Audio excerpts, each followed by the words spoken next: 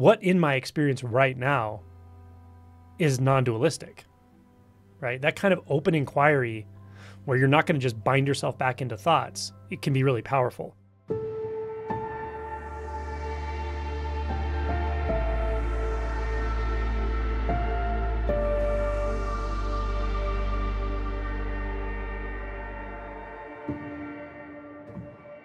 Non-duality, not two, the undivided, that which has no boundaries.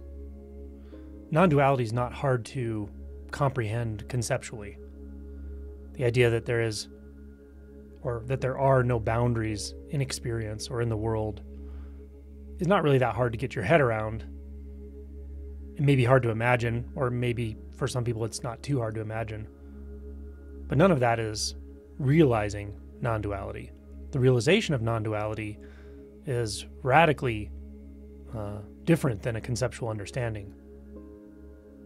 One thing I like to point out early on is if you're approaching direct insight or realization of non-duality from the standpoint or the belief of duality, you can get very frustrated. The problem is that the dualistic construct itself can only search for something that feels like it's apart from itself. That's most of what it does. It grasps and it pushes on experiences or thoughts or emotions or sensations and pulls on experiences or thoughts or emotions or sensations. But any of those activities really just reinforce a sense of there being separation in the first place, or the sense of there being a subject and objects, the subject of the pushing and pulling and the objects that are being pushed and pulled.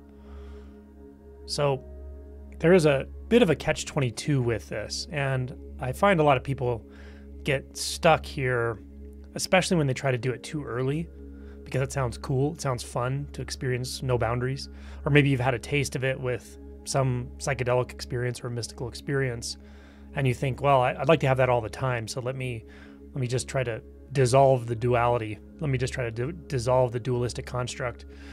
That can become very frustrating for various reasons. Probably the most prominent one is that there is often a remarkable amount of reactivity remaining, especially if one hasn't had an awakening at all.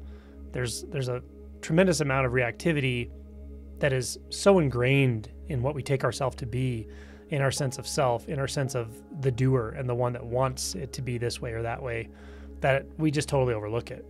But it makes it almost impossible to really get a direct experience of non-duality without some kind of help, right? Without some kind of chemical help, for instance. And in that case, it doesn't tend to, like if we're using psychedelics or something, it doesn't tend to stabilize. It's very situational with the medicine or medication on board. Once it's gone, we tend to fall right back into the dualistic construct. So that's not really usually a workable approach to non-duality. So that's one reason, is that there's often a lot of reactivity left. We could call it, there's a lot of shadow left. And this can be really evasive to people. I've met people who really feel like they've done all the shadow work and that they've worked through all the things, and yet their whole personality just feels so tightly wound. That's not super common, but it does happen.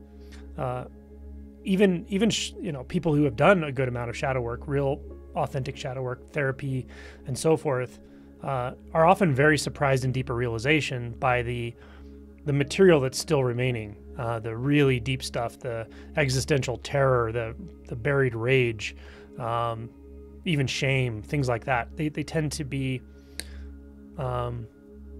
very well hidden from ourselves until deeper realization. So I think a lot of that, which just creates a lot of polarity and pushing and pulling, is really the reason I think that it's so challenging to do non-duality work early on.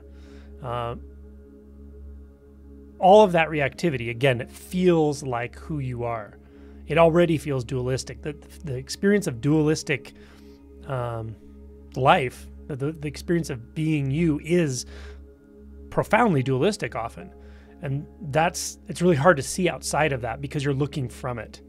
You're kind of reinforcing the dualistic subject by making your idea of what non-duality is going to be or look like or feel like the object, if that makes sense. So anyway, it's not a hopeless situation. It's just that it matters what order you do things in to various degrees.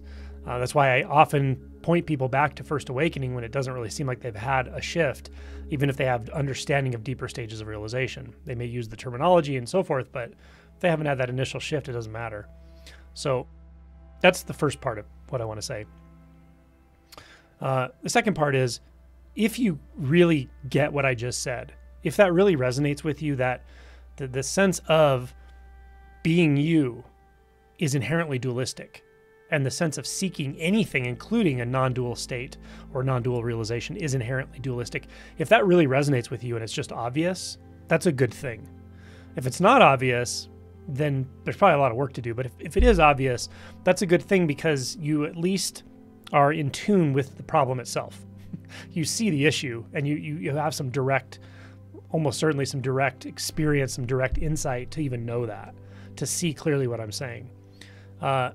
It can feel, it can bring you to this place of hopelessness, right? Because when you see that the one that wants it to be that way, the one that wants that non-duality is the one that's actually causing the duality. When you see that, it kind of leads you to this place of like, well, shit, that's kind of hopeless, right?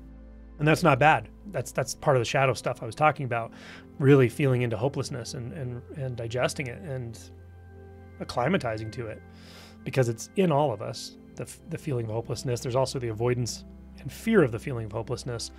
It's in all of us. So coming into contact with it in and of itself is good. And it will feel probably really uncomfortable at first.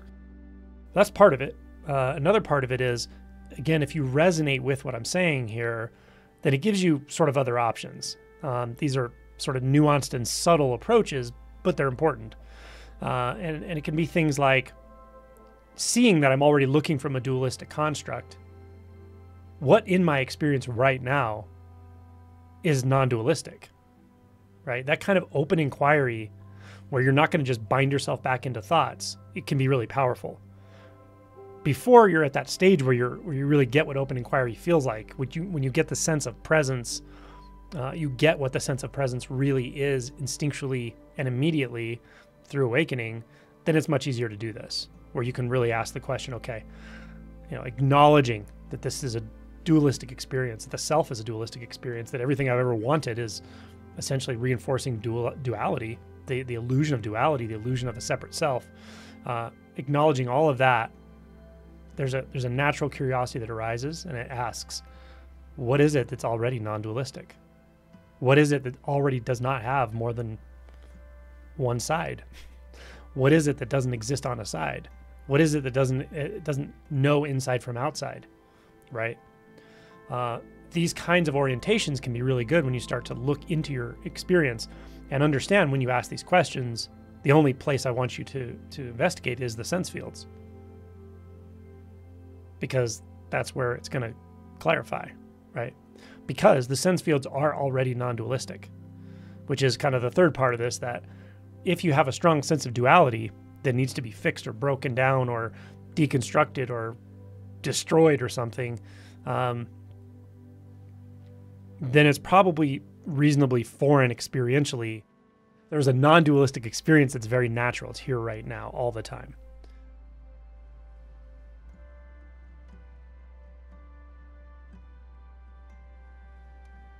Sensing that, starting with sensing it in consciousness, right? The non-dualistic experience of consciousness, unbound consciousness. It can feel like I am sense. It can feel like I am everything, right? Not just feel like it, it's an insight. It's a direct insight. Starting there, you have a sense of what that unbound presence is like, what that undivided presence is like. And then you can start to recognize it through a kind of openness and a surrender, and a vulnerability. You can start to recognize it in the sense fields, in the visual field, in the sound field, in the sensations. In a way, you have to actually approach this from a place of rest. You have to approach this from a place of being unguarded. You have to approach this from a place of rawness. You have to approach this from a place of vulnerability. You have to approach this from a place of open hand, not closed hand or fist. And patience. There's a patience that comes with this when you realize it's not in your hand. You can't force non-duality to happen. You can't force it to happen because it's already here. It just is the case. So these orientations, I just want to kind of clarify for people who are starting to work in the non-dual space, who are starting to look at the contemplations I talk about in the playlist, Non-Duality, if you're interested. But if you feel a lot of reactivity still, feel a lot of intense emotions, repressed stuff, if you think it's there, or if maybe you don't think it's there, but others seem to think it's there, may be worthwhile to do work in the reactivity space. So I have a whole playlist called Equanimity. There's another playlist called Fetters 4 and 5, which talk about reactivity, which is a specific aspect of what I talk about in the Equanimity playlist. So those are the kinds of things I would work on if this non-dual stuff feels too subtle for you, or if even just hearing what I'm talking about feels triggering, or you don't really deeply resonate with these points I'm making. Now, if you do deeply resonate with them, great. Start to work in that non-duality playlist, and you'll find a lot of approaches in the different sense fields, one at a time. Find what works for you. Really find what works for you and enjoy yourself. Relax and enjoy yourself. Enjoy the process, because it can be a very enjoyable process. In some ways, a very bizarre process, and in some ways, a very surprising process. But it's often rather enjoyable to kind of, look through and see, like, wow, this world I've been imagining, this dualistic world, this physicality that I've been imagining, really was nothing but an overlay the whole time, but believing that doesn't help. You got to see through it. And that's the key with non-dual, is really go to those subtle and precise inquiries and be patient. Make sure that you're not overlooking significant amounts of reactivity or shadow that are still sticking around, that are just making it too coarse for you.